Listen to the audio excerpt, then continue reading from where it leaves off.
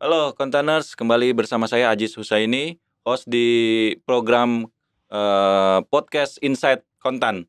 Kali ini saya bersama Mas Safid. Apa kabar Mas Safid? Alhamdulillah, baik. Bang Diki, Alhamdulillah Bang Ajis. Mas Yan, apa kabar Mas? Alhamdulillah habis hujan. Habis hujan ya? Iya. Mungkin karena kemarin habis panas. Karena ada reshuffle kabinet. Oh. Ya kan? Kita dikasih hujan sekarang. Nah, Iya. reshuffle kabinet adem. ini biar adem karena hujan ya kan. Tapi kayaknya pasar masih panas ini ya. Nah, Ya, nanti dia demin pakai hujan lagi. Nah, ini reshuffle kabinet menyasar Menteri Keuangan, Bang Diki, Mas Ian. Kelihatannya pasar bergejolak kemarin ya, Ya. di akhir-akhir sesi ya. Ya. Bisa digambarkan nih di tulisan Kontan seperti apa Mas Ian? Pasar bergejolak ketika ada nama Purbaya yang bosnya LPS menjadi Menteri Keuangan nih. Menggantikan Sri Mulyani Menggantikan Sri Mulyani. jadi kalau lihat dari sebelum ada pengumuman itu kan sekitar jam berapa ya? Jam 3 udah Ya. berita udah beredar tuh, jam 3 atau sebelum jam 3, setengah 3. Itu pasar masih positif. Jadi Oke. masih naik. ya. Begitu ada kabar itu, udah kayak roller coaster turun. Nah, jadi kayaknya kalau lihat dari itu memang penerimaan pasar tuh ya agak negatif Negatif. soal Ini terkait reaksi pasar negatif. pasar. Ya mungkin karena baru awal ya mungkin ya pasar ya biasanya kan begitu negatif. Tapi kalau kita tadi pagi sampai hari ini masih merah juga. Masih merah ya. Masih merah ya. Jadi bertahan nih Iya. negatifnya. Panasnya bertahan. Panasnya bertahan. Ini kan mencerminkan kekhawatiran pasar ya terhadap apa? Terhadap arah kebijakan pejabat yang baru ini, Menteri Keuangan yang baru atau apa? Atau profilnya nih, Mas Yan. Ya sebetulnya ada dua sih. Jadi ya pertama soal biasanya pasar tuh memang lihat dulu nih ini orang kayak gimana. Tapi sebelumnya Sri Mulyani kan udah berapa dari zaman SBY kan ya? 15 tahun, Mas. 15 tahun berarti dari zaman SBY Jokowi sekarang Prabowo. Jadi kayaknya memang pasar udah dalam tanda kutip nyaman sama Sri Mulyani. Terlepas memang kebijakannya juga ya nggak terlalu bagus-bagus juga gitu. Cuma pasar merasa dia udah nyaman. Nah, ternyata ini ada yang baru meskipun katanya dia juga orang pasar kan Dana Reksa. Berapa tahun? 15 tahun ya di Dana Reksa. Nah, itu yang memang harus dites nih beneran dia jadi market darling atau gimana. Nah, itu kita harus lihat nanti. Tapi kayak dalam 2 hari ini sih belum kelihatan tuh market darlingnya. Nah, ini saham-saham apa nih yang kira-kira bergejolak? Kalau dilihat kan kemarin malah yang bagus tuh rokok ya. Rokok. Karena terkait sama cukai ya. Cukai. Nah, karena kan dulu SMI kan gencar banget nih soal cukai Naikin nih. cukai ya. Nah, makanya begitu ada agak anomali ketika yang lain pada turun, Rokok yang malah naik ya. itu bisa naik 18%, Nah, 18% itu dia. tuh Gudang Garam sama Sampurna. Berarti industri rokok happy ya dengan pencopotan. Tapi yang tidak happy apa? Sektor apa nih? Kalau kemarin tuh perbankan, terutama Himbara, Bank BUMN, katanya sih kayak gitu. Itu masih Himbara, yang lain-lainnya belum terdeteksi ya. Belum terdeteksi. Sebenarnya mana yang ya itu ya. Ya. Nah, ini kalau lihat profilnya nih Bang Diki, Purbaya menggantikan Sri Mulyani, ini bisa dibilang apple to apple nggak? Kemampuannya sama nggak kira-kira? Ya, kalau kita lihat histori dua sosok Menteri Keuangan yang lama Menteri Keuangan Sri Mulyani sama Purbaya jelas punya track record masing-masing ya. Yang Kayak tadi udah disebutin bahwa Sri Mulyani memang cenderung dikenal pasar ya, baik di domestik maupun di luar ya. Nah, sementara si Purbaya Yudi Sadewa juga sebenarnya sosok yang dikenal cukup baik juga di pasar ya. Karena asing, dia bukan sosok asing. bukan sosok asing lagi di pasar karena dia Ekonom ya. ekonom juga, pernah jabat kepala ekonom Dana Reksa sampai kemudian direktur utamanya kan, sampai kemudian terakhir dipercaya jabat Ketua Dewan Komisioner. Dewan LPS ya selama 5 tahun terakhir ini. Ya memang udah dikenal pasar lah. Cuman memang kalau dilihat di sosok pemerintahan terutama di kabinet, ini Purbaya orang baru lah ya. Terutama di kabinet ya, berbeda sama Sri Mulyani yang notabene memang tadi udah disebutin 3 kali di masa pemerintahan presiden yang berbeda ya. betul. Kalau dihitung sejak mungkin 2024 ya, pertama kali dia ditunjuk SBY, Presiden SBY di 21 Oktober 2004 sebagai Kepala Bappenas. Kemudian baru menjabat sebagai Menteri Keuangan tuh kalau nggak salah di sekitar akhir Desember 2005 gitu ya. Artinya memang di era reformasi ini Sri Mulyani yang terlama, Menteri Keuangan yang terlama di Indonesia ya. Ini selain kalau kita bicara sebelumnya di Orde Lama zaman Presiden Soekarno juga ada sosok Ali Wardana ya. Ali Wardana. Kayaknya dia lebih lama tuh. Iya, yang kita itu sekitar 15 tahun Iya. juga. Oh, berarti sama tuh ya, ada Iya, kesamaan. itu kalau nggak salah itu dia dari tahun berapa ya sampai tahun 83 ya dia menjabat sebagai dari 68 ke 1983 menjabat Menteri Keuangan, di mana dia juga punya prestasi lah saat itu, berhasil menurunkan superinflasi dari 650% ke level sekitar 20%. Ali Wardana ya. Nah, mantan Menteri Keuangan Sri Mulyani juga track recordnya cukup panjang ya, mempengaruhi pergerakan pasar keuangan di Indonesia. Kalau prestasi yang cukup menonjol di Sri Mulyani apa tuh kira-kira, Bang? Banyak kalangan terutama di ekonomi ya, dia mampu menyeimbangkan fiskal terus dengan kebijakan-kebijakan yang ada. Ini tugas Menteri Keuangan kan bukan hanya sebagai bendahara negara ya, dia juga harus berperan sebagai pencari dana bagi operasional pemerintahan gitu ya. Nah, ini tugas yang sangat berat gitu bagi sosok Menteri Keuangan gitu, yang notabene bisa diemban oleh Sri Mulyani gitu ya, dalam ya mungkin satu dekade terakhir ya. Artinya dia sukses dianggap sebagai seorang menteri yang mampu menjaga stabilitas fiskal. Ya, memang fiskal itu kan ini sebagai salah satu indikator untuk pertumbuhan juga ya. Selain mungkin dari sisi moneter, kemudian ekonomi, fiskal juga jadi perhitungan juga untuk pertumbuhan kita gitu ya, ekonomi.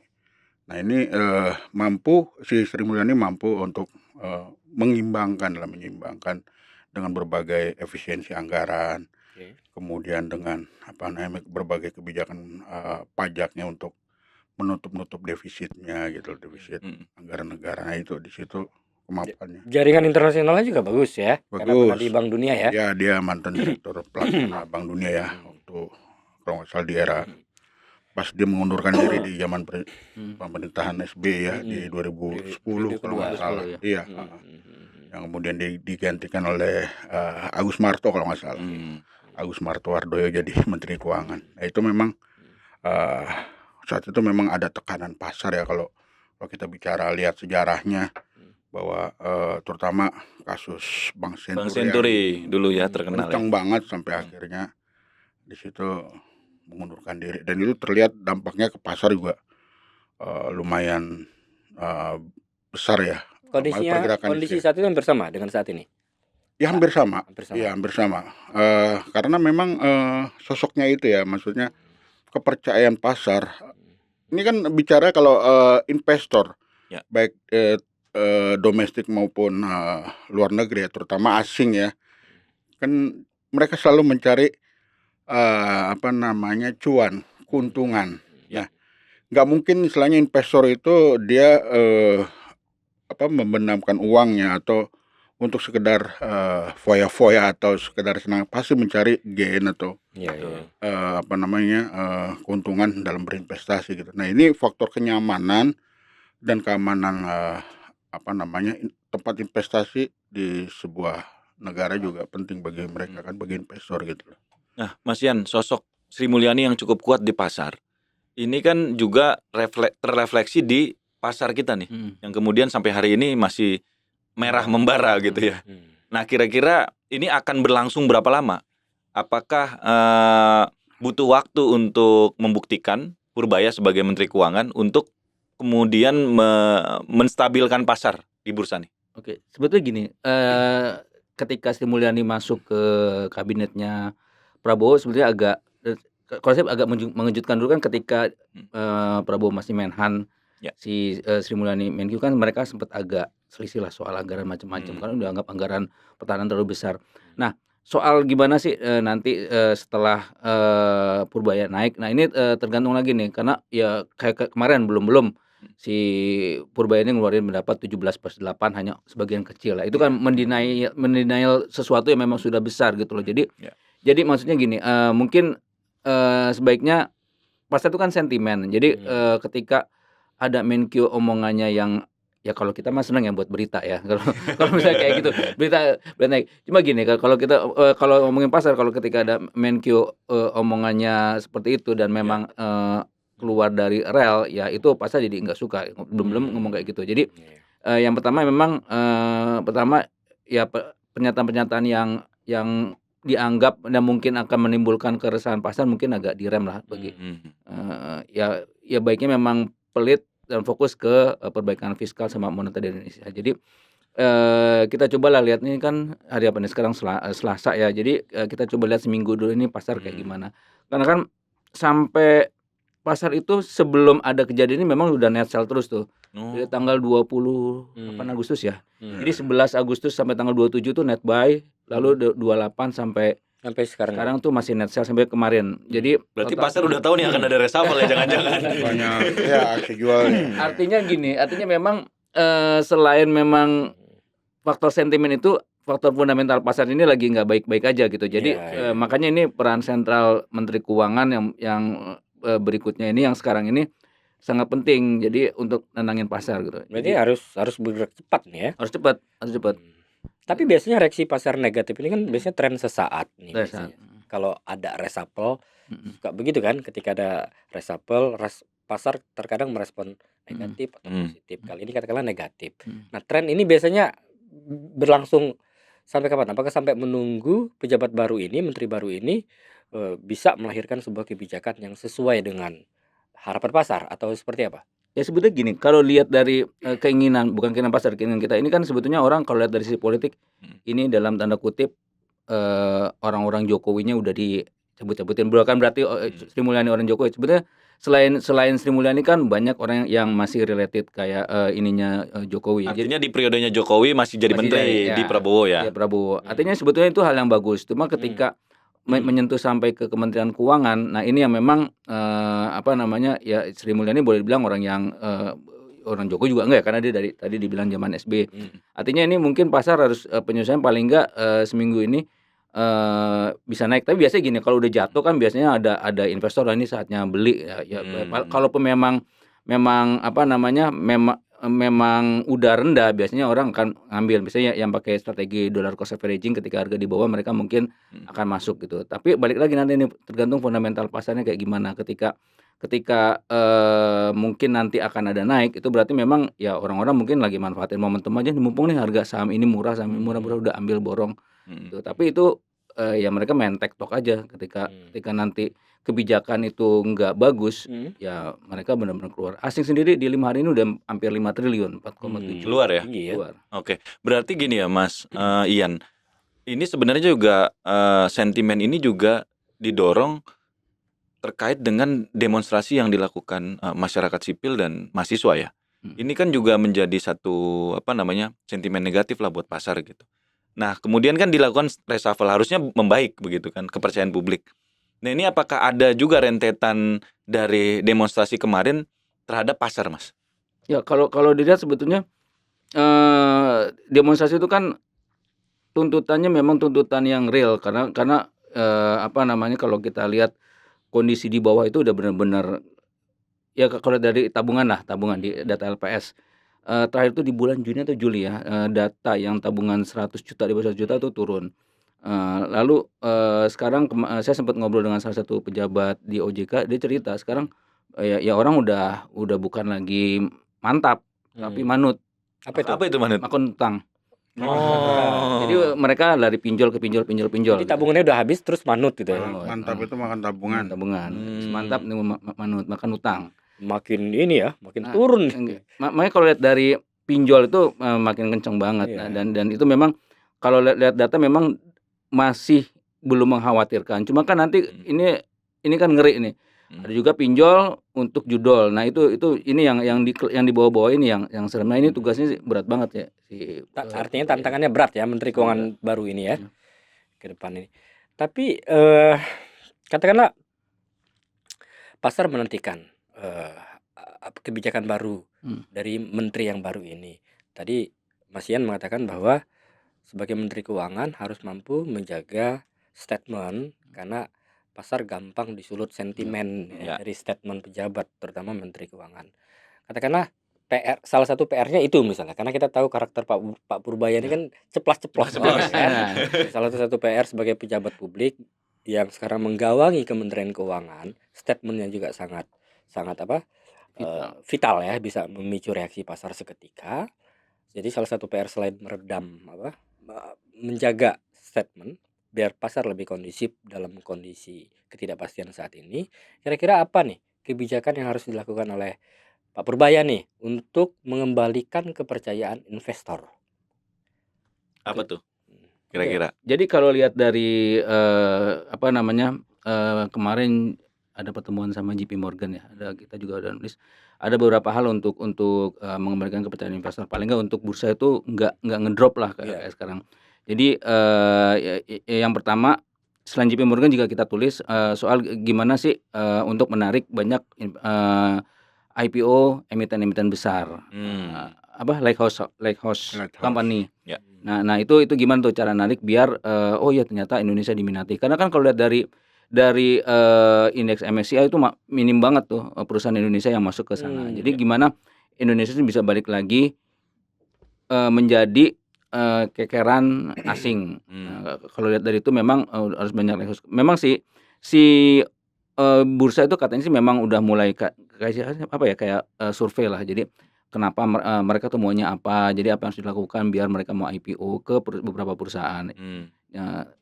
Ya kita beberapa kali nulis ada yang dirayu, misalnya kayak orang tua tuh udah mulai dirayu, orang tua grup. Lalu juga Wings juga dirayu. Cuma kita ada dari reporter, kita minta wawancara salah satu perusahaan besar, dia bilang ini waktu belum ada pergantian ini, itu waktu pasar tuh masih naik, waktu net buy terus. Kenapa nggak IPO? Dia memang ada rencana di pipeline itu salah satu perusahaannya, enggak, pasarnya lagi nggak bagus. Kenapa? Ya pokoknya nanti lihat aja ini pasar ini mereka belum percaya sama kondisi ekonomi. Dan akhirnya memang kejadian kayak gini. Nah jadi ini nih yang soal, jadi kalau pasar keuangan tuh mereka tuh nggak bisa berdiri sendiri, sektoralnya juga harus diperbaiki.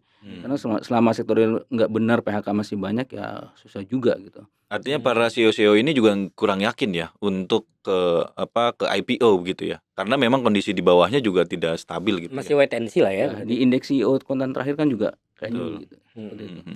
Jadi PR tantangan utamanya adalah memperbaiki fundamental perekonomian nasional ini ya, terkait daya beli. Nah, apakah terkait juga menteri-menteri lain nih, Bang Diki?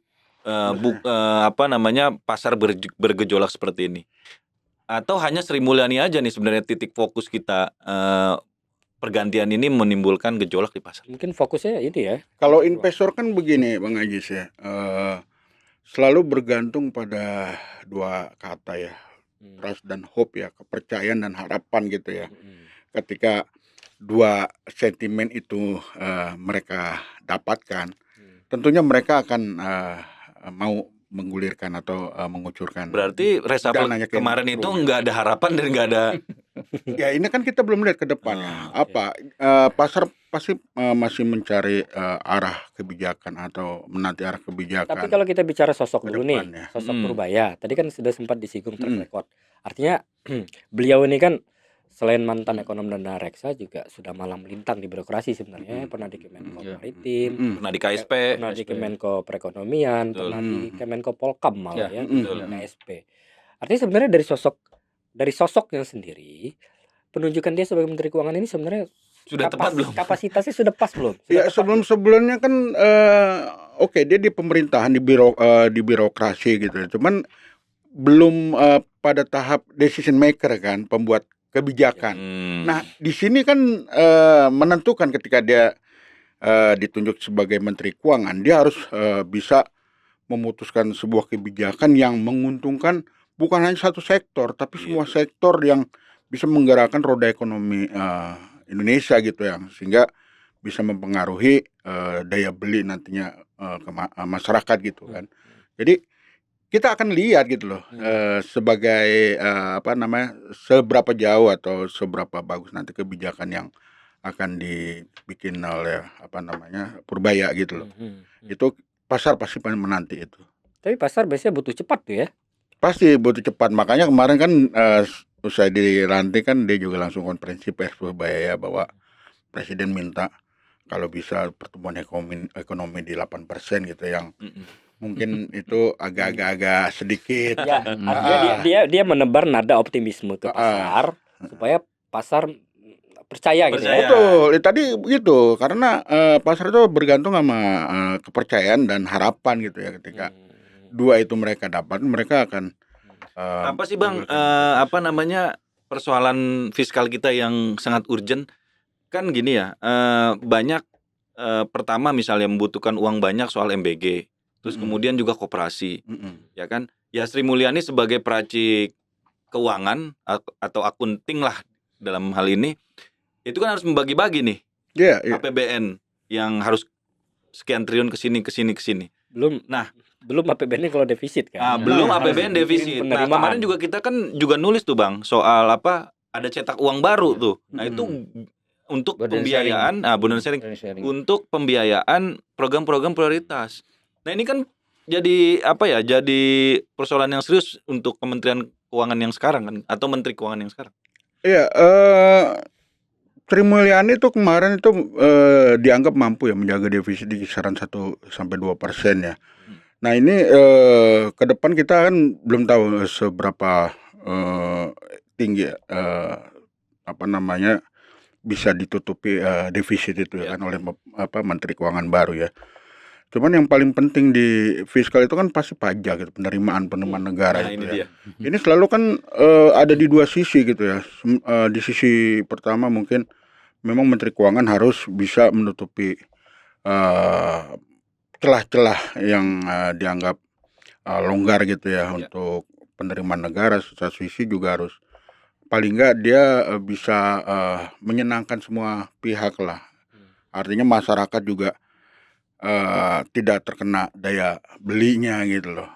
Jangan sampai bahasanya mereka itu karena pajak jadi daya belinya lemah gitu. Ini kan agak-agak itu yang tidak mudah itu. Tidak mudah itu, agak-agak rumit untuk merumuskan itu. Mungkin nanti ada formula sendiri yang kita juga pengen tunggu ya, apa stimulus yang akan diluncurkan Menkyu baru nantinya gitu. Oke, tambahan juga nih. Jadi, ya itu ngomong-ngomong tadi soal pajak, Sri Mulyani itu kan memang kelemahan tuh Pak di pajak kita cuma berburu di kebun binatang kan, seperti ngubek-ngubek di situ ya. Iya, seperti kata Gibran, gemukan binatangnya. Gimana mau digemukin kalau kondisi gemuk kayak gini. Nah, kelemahan Sri Mulyani waktu itu juga selama beberapa periode ya masih intensifikasi pajak aja. Jadi cuma memang di situ aja. Jadi pajak ini nggak ada ekstensifikasi. Artinya ya harus pajak ini harus kerja lebih keras lah untuk cari sumber-sumber penerimaan baru. Artinya ekstensifikasi yang harus digenjot ya. Ya pajak orang kaya diapain lah gitu kan. Itu harus digital digital. Tapi memang susah juga kalau mau Google misalnya atau Apple, mereka jauh lebih galak dibanding pemerintah kita gitu. Mereka mau pindahin ke Singapura atau ya gimana mau apa gitu. Nah, jadi berarti sebenarnya ini ya Mas Ian, apa namanya, penerimaan pendapatan negara kita tuh sebenarnya udah mentok ya, hanya di pajak, kemudian cukai. Ya kan cukai. Kalau batu bara ya PNBP maksudnya ya. PNBP, penerimaan negara bukan pajak. Ada lagi nggak kira-kira yang kita bisa create gitu? Iya sebenarnya kayak cukai minuman berpemanis kan, tapi maju mundur. Kayak gitu. Ya kan kayak gitu. Iya, ya barang-barang mahal misalnya PPNBM ya dinaikin lagi. Ya karena kan memang yang atas-atas ini kan nggak banyak terpengaruh ya. Mereka mau harga berapa pasti mereka akan beli. Untuk itu. Jadi memang yang mungkin yang belum digarap yang atas ini, cuma nanti ini kabur kan yang atas ini gitu. Nah, itu dia. Ya tapi ya harus berani lah pemerintah. Kalau enggak ya kita kan yang kena kan yang di bawah terus. Yang menang ini kan nggak pernah diapa-apain. Kita nggak pernah dapat insentif apa-apa. Iya, kelas menengah ini ya, menengah ke bawah ini. Jadi perburuan pajak di kelas atas nih mentoknya cuma mungkin berapa persen aja ya, nggak pernah naik gitu ya. Ya itu yang gini.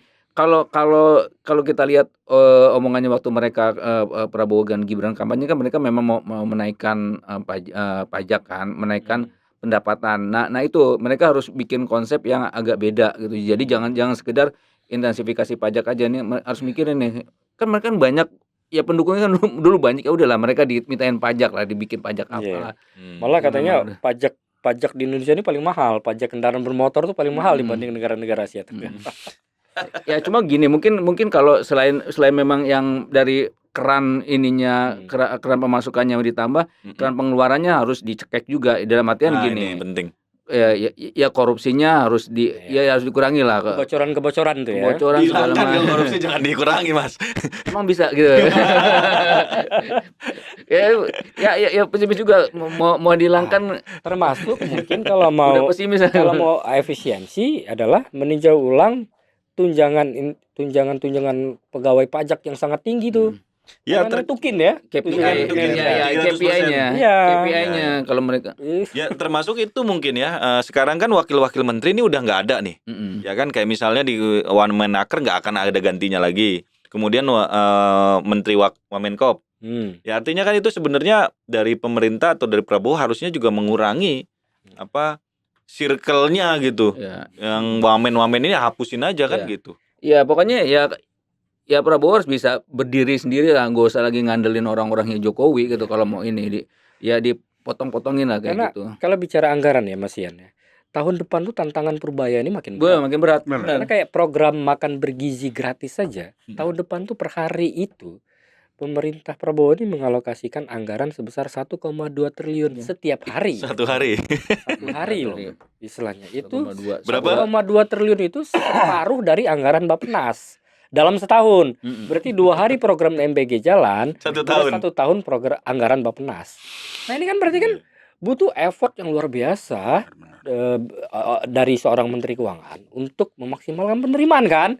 Buat menutup program-program ini anggaran terbesar dalam sejarah Republik Indonesia ya MBG ini 1,2 triliun per hari. Belum Koperasi Desa Merah Putih. Ya itu makanya mau dibuat tadi Mas Ian burden sharing itu ya. Itu dia. Itu tadi saya mau itu juga. Jadi agak khawatir burden sharing nanti khawatirnya pemerintah terus ngocok-ngocok si bank sentral kayak Donald Trump. Oke. Donald Trump kan The Fed-nya itu. Ini dulu lah The Fed pengen mengganti The Fed itu kan. Jadi memang itu yang dikhawatirkan terjadi. Burden sharing kan sebetulnya hanya terjadi ketika COVID segala macam. Ya kalau udah ini ya BI ya konsentrasi nggak ke situ, nggak diminta burden sharing, itu udah cukup pada saat COVID dan saat ya dalam kondisi kayak gini pemerintah harus cari sendiri. Karena kan BI kan bukan bagian dari pemerintah juga gitu. Nah, ini dampaknya seserius apa, Mas Ian? Kalau misalnya ini dijalankan. Karena ini kan kebutuhannya untuk MBG dan yang lain-lain ya, program-program prioritas kayak rumah rakyat dan segala macam.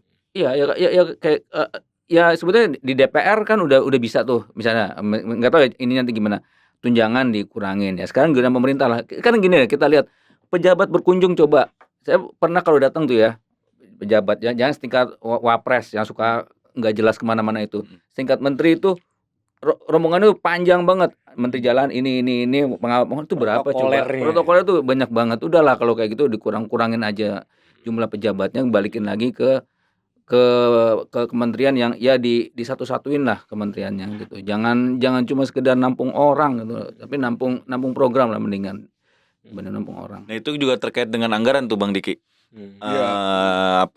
Wakil menteri ya kan.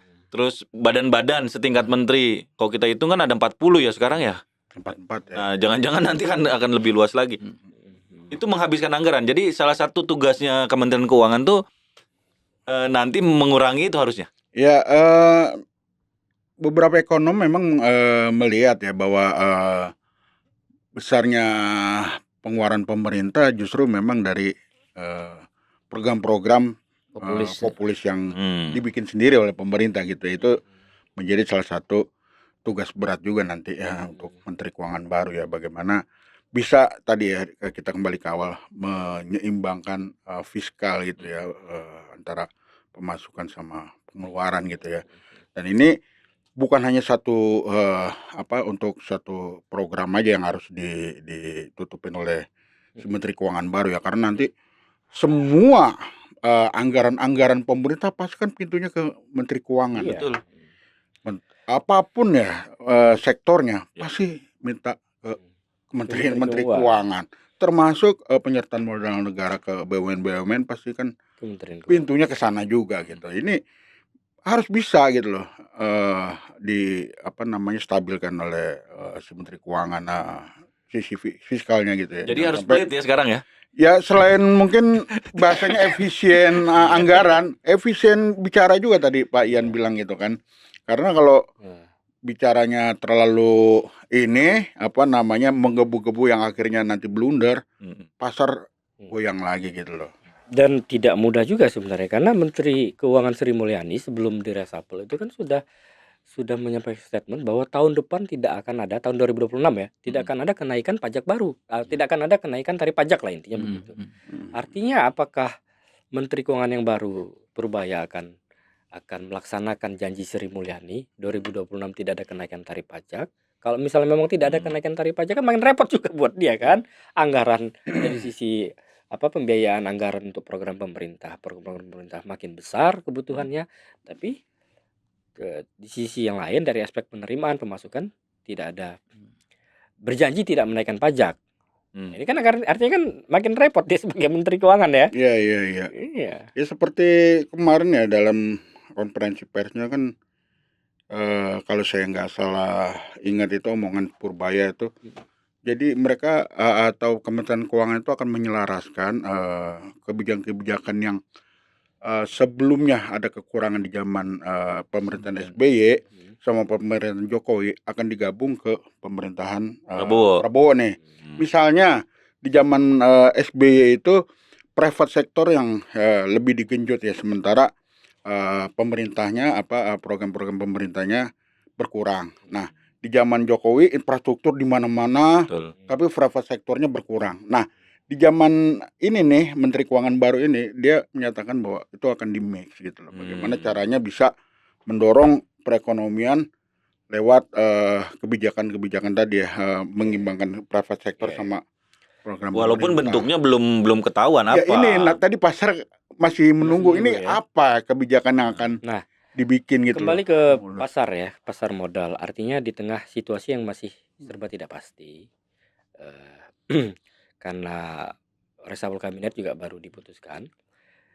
Kira-kira apa nih yang harus dilakukan oleh investor di tengah ketidakpastian? Nah, itu dia paling penting tuh. Ya pasti investor akan selalu melihat arah angin ya, maksudnya wait and see udah pasti mereka tetap wajib waspada gitu terhadap apapun gejolak yang terjadi di pasar. Jangan sampai istilahnya pasar ketika dalam tren bearish ya mereka coba untuk masuk gitu. Ini kan justru semakin membuat investasinya jeblok gitu loh. Jadi mungkin harus wait and see lah di situ. Wait and see ya.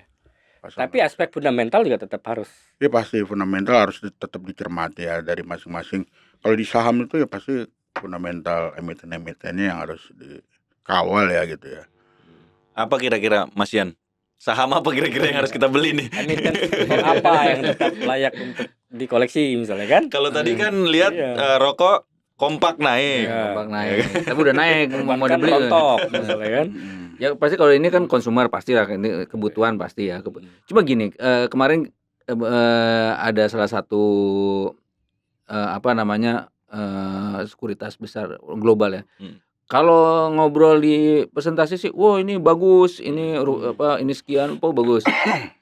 Kita minta kan reporter untuk in-depth. Ini gimana? Dia masih ngomong bagus, cuma ya indeks nggak akan di atas 8.000.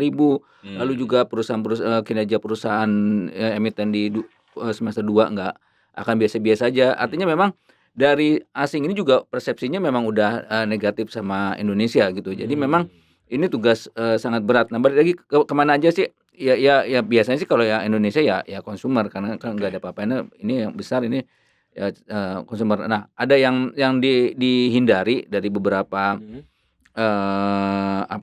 beberapa analis tuh ya sektor perbankan. Karena sektor perbankan ini kan programnya dibebanin banyak banget sama Iya, Iya, dilibat-libatkan ya ke Ya, makan Popdes, macam-macam.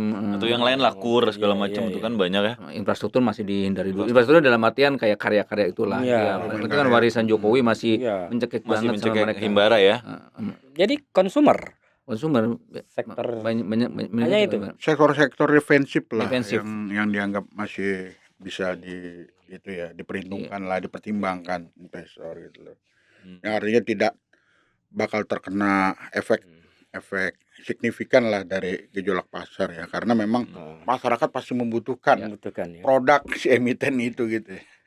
Perusahaan yang antri IPO masih banyak nggak sih sebenarnya sampai saat ini?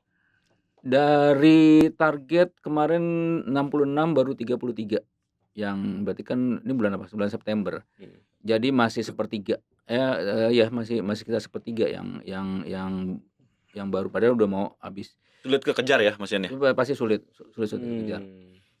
Jadi sulit. Itu 33 juga Kecil ya? baru akan ya yang terrealisasi Masih berapa realisasi? sampai 4 September kemarin itu baru 22. Baru 22 perusahaan. Artinya Ya, masih ya. sekitar 33%-an lah. Ya, 33%. Tapi kan ada 10 di besar. pipeline IPO ya, Lighthouse itu.